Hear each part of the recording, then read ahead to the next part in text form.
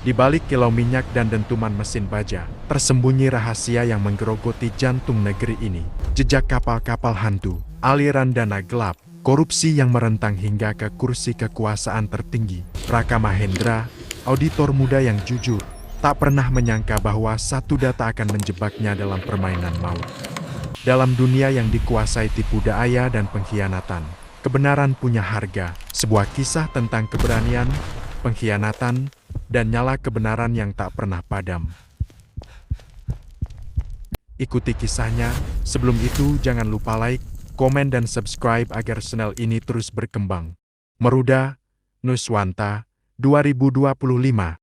Langit mendung menggantung di atas kilang tua yang mengepulkan asap keabu-abuan. Dari kejauhan, tampak pelabuhan raksasa dengan kapal tanker bersandar diam, seolah menyembunyikan sesuatu yang lebih dalam dari sekadar minyak. Di dalam kantor Badan Pengendali Energi dan Bahan Bakar Nasional BPBBN, ruangannya sunyi. Pendingin ruangan berdengung pelan. Lampu neon menyinari wajah serius orang pria berusia 30-an awal, mengenakan kemeja putih yang sudah sedikit lecek, dan rambutnya yang mulai memanjang ke tengkuk. Namanya Raka Mahendra. Ia menatap layar monitor. Excel, tab-tab data impor BBM berlapis angka yang membentang. Angka-angka itu biasa bagi kebanyakan orang, tapi tidak bagi Raka. Ia mantan analis audit internasional. Pulang ke Nuswanta karena terpanggil oleh idealisme, membantu reformasi energi yang bersih.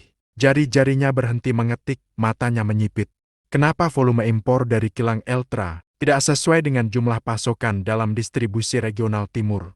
Harusnya defisit, bukan surplus. Ia menarik grafik perbandingan. Ada anomali dalam neraca energi selama 3 kuartal terakhir. Volume BBM jenis solar A23 yang tercatat masuk melalui pelabuhan Meruda melebihi kapasitas muat kapal yang disebutkan. Ia menggali lebih dalam, logistik, manifest kapal, vendor pengangkut, perusahaan afiliasi. Semuanya seperti potongan teka-teki yang terhubung oleh satu benang tipis. Nama perusahaan distribusi, Arkada Petrolin, anak usaha swasta yang tiba-tiba mendapatkan kontrak jangka panjang dari Badan Usaha Energi Negara BUMN tanpa melalui tender terbuka. Raka, jangan terlalu jauh menggali Arkada. Itu bukan wilayahmu, kata atasannya, Pak Darsa. Pria senior beruban dengan senyum diplomat. Tapi saya menemukan bukti markup logistik, Pak.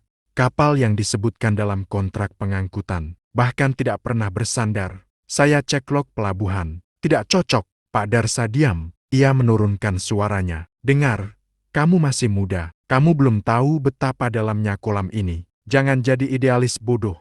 Raka menggertakkan gigi. Ia mengangguk, namun di dalam hatinya, bara mulai menyala. Raka menyandarkan tubuh di kursi kayu. Laptop di depannya menyala. Di layar, folder rahasia berisi salinan dokumen tender, invoice palsu, dan bukti rekening yang mencurigakan. Dari jendela, angin malam berembus pelan. Tapi ia merasa diawasi. Ia mematikan lampu, hanya menyisakan cahaya layar. Jika benar ini korupsi, maka nilainya bisa triliunan. Tapi siapa yang berani? Ia membuka satu folder berjudul Tanker Phantom Pelabuhan Fiktif B41. Di dalamnya, log kapal dari sistem AIS, Automatic Identification System, yang memperlihatkan kapal pengangkut BBM milik Arkada hanya bersandar selama 4 jam. Padahal dokumen menyebutkan pengisian penuh memakan waktu 20 jam. Ini kapal hantu. Mereka isi dokumen, tapi tidak pernah benar-benar mengangkut apapun. Raka menyamar sebagai konsultan audit dari pihak asuransi. Ia menyelinap masuk ke kilang Arkada dengan izin inspeksi palsu. Ditemani satu petugas. Ia mengambil foto saluran masuk tangki penyimpanan dan mencatat perbedaan waktu pasokan. Di ruang kendali,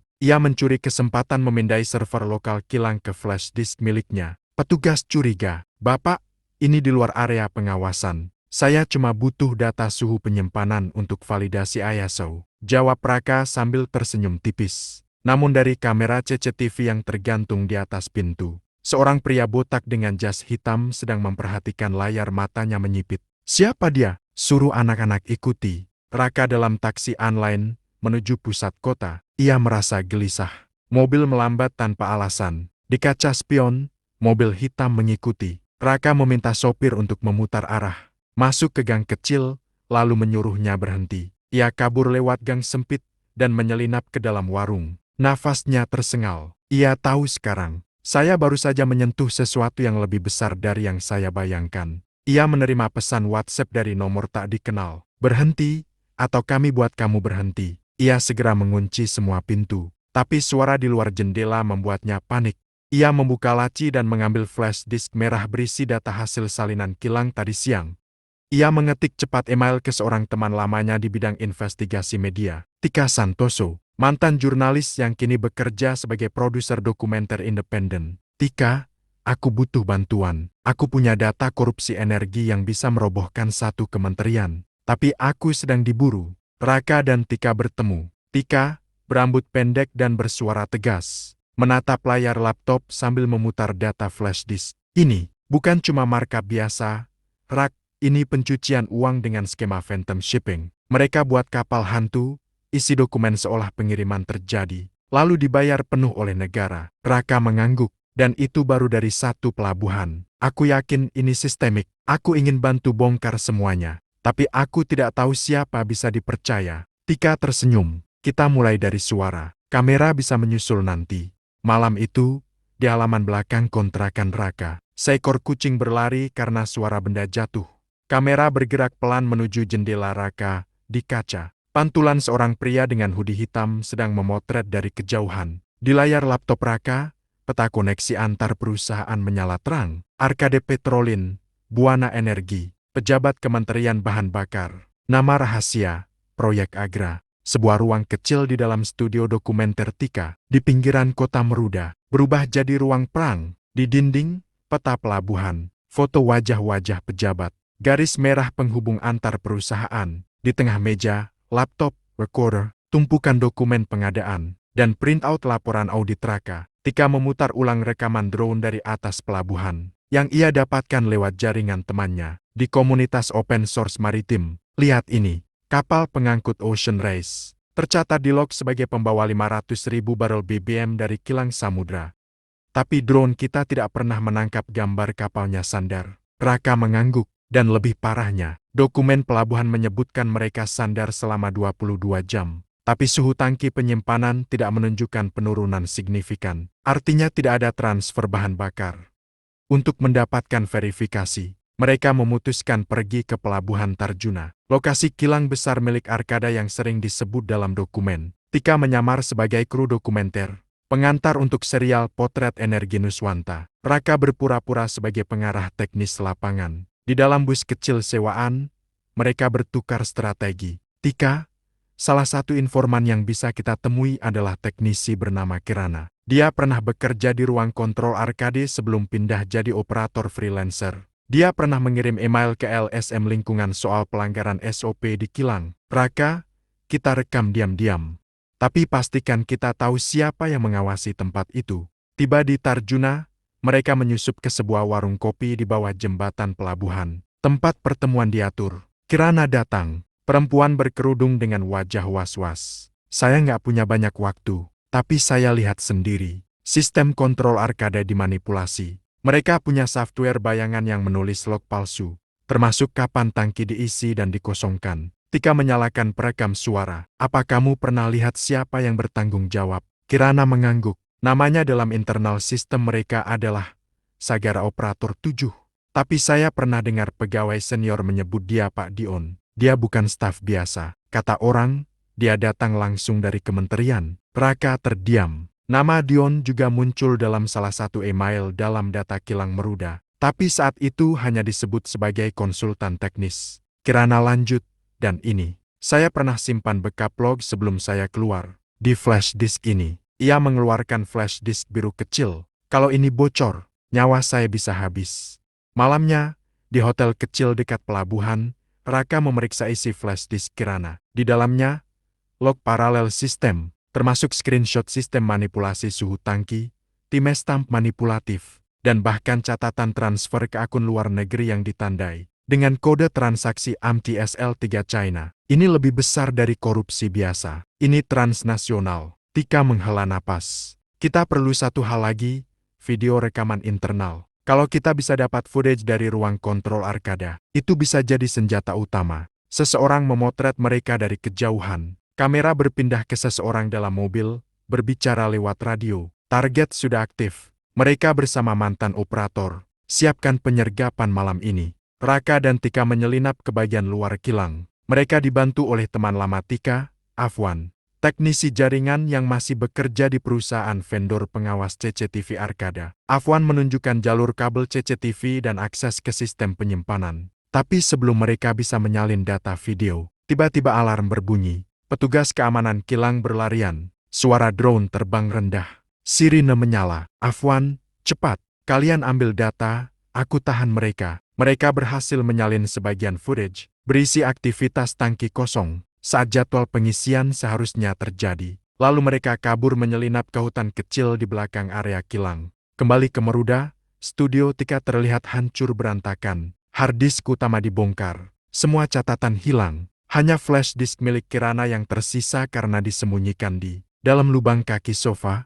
Raka panik. Raka, ini kerjaan orang dalam. Yang tahu lokasi ini cuma kamu, aku, dan ia menoleh ke Tika, tapi Tika menatap ke arah pintu. Afwan. Dalam kekacauan itu, mereka menerima pesan dari akun anonim. Saya tahu kalian hampir kehilangan semuanya, tapi saya punya backup sistem. Saya bekerja di kantor pusat Arkada.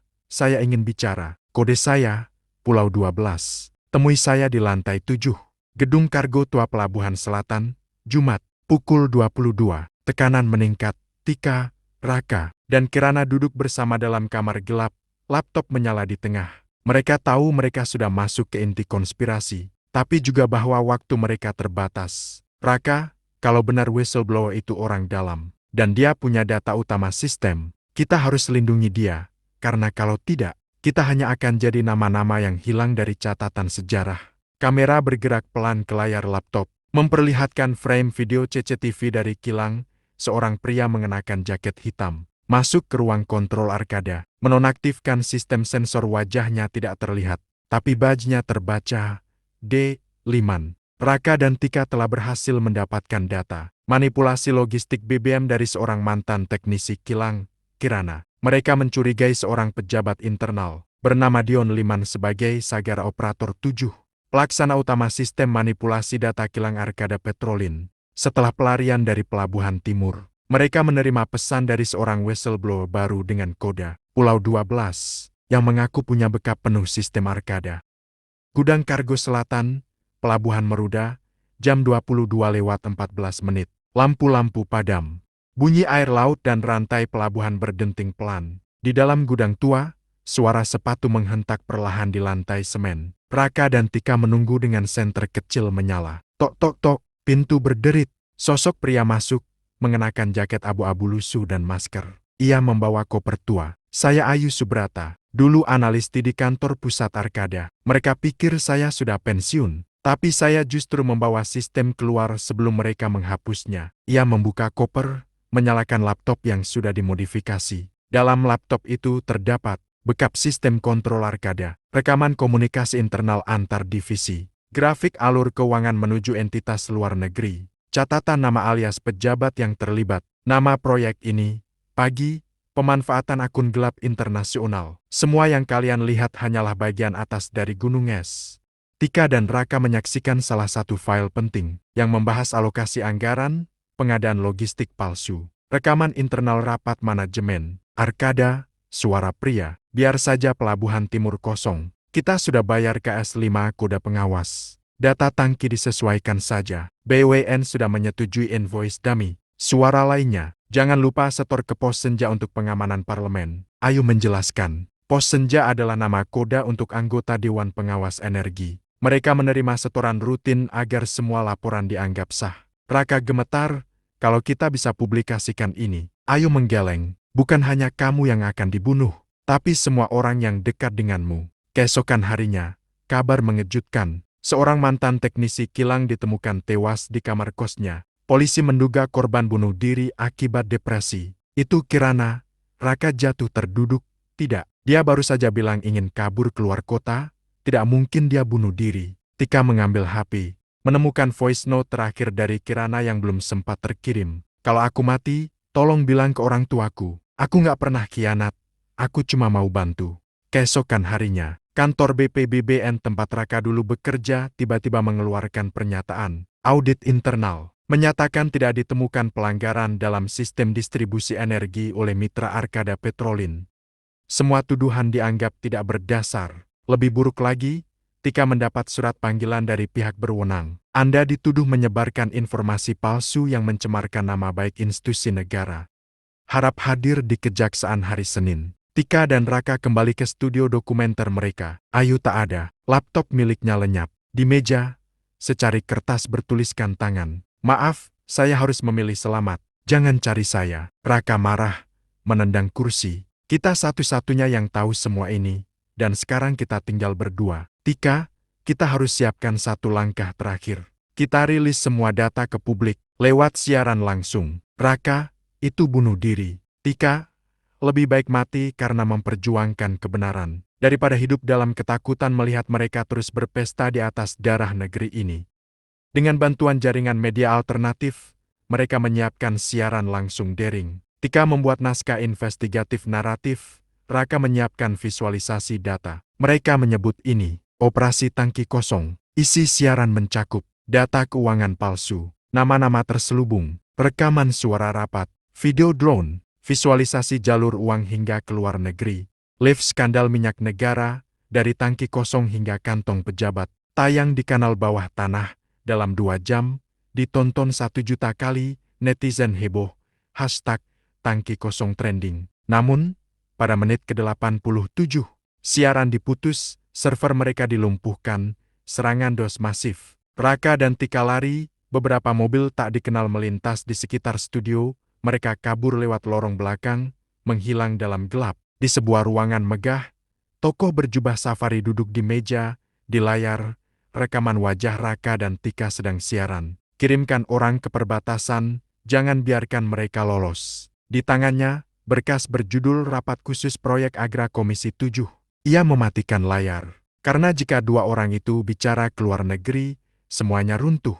Perbatasan Damar Sabra, wilayah pegunungan dingin Nuswanta. 3 hari setelah siaran, tangki kosong viral dan diputus paksa. Raka dan Tika kini buron. Wajah mereka terpampang di semua layar berita. Resmi sebagai penyebar fitnah dan pengganggu stabilitas energi nasional. Kabut menyelimuti terminal bus kecil di pinggir hutan. Raka dan Tika duduk diam di dalam mobil sewaan yang mereka parkir sejak kemarin. Tika lelah, kita nggak bisa terus begini. Mereka sudah tahu wajah kita, bahkan nomor plat mobil ini sudah tersebar. Raka patah, tinggal 1 langkah.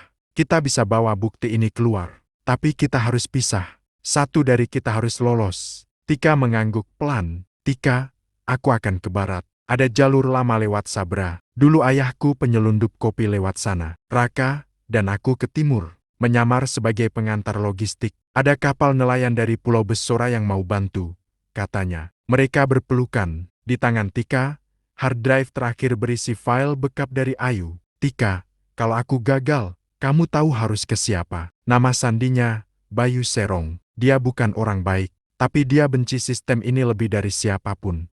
Di Meruda, Kementerian Energi dan Informasi mengadakan konferensi pers, jubirnya tersenyum kaku. Kami sedang berkoordinasi dengan otoritas internasional untuk melacak 2 oknum penyebar disinformasi.